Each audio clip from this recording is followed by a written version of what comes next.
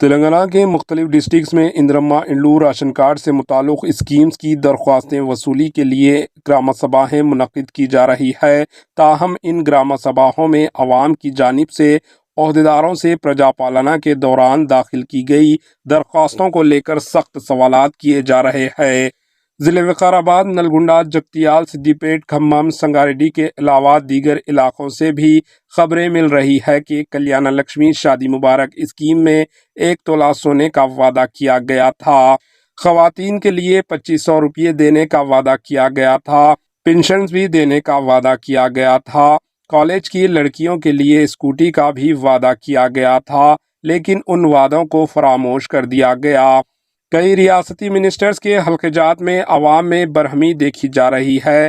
ریاستی منسٹرز اس بارے میں کچھ بھی بولنے کے قاصر ہے۔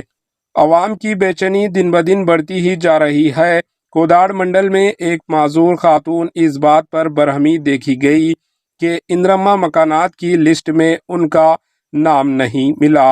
ضلع وقار آباد کے ترمامڈی گاؤں میں پرجا پالنا پروگرام میں درخواستیں دینے والے اہل افراد کی لسٹ میں نام نہ ہونے پر بھی عہدیداروں پر برہمی دیکھی گئی۔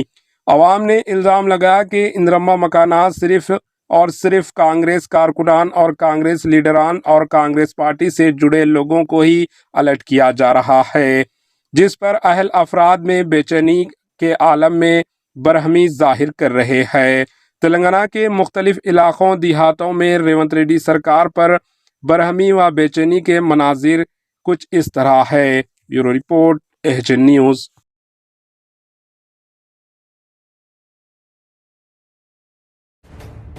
ایچ این نیوز کے یوٹیوب چینل کو سبسکرائب کریں اور بیل آئیکن کو دبانا نہ بھولیں تاکہ آپ کو ہر نئی آنے والی ویڈیو کا نوٹیفیکیشن بر وقت مل سکے۔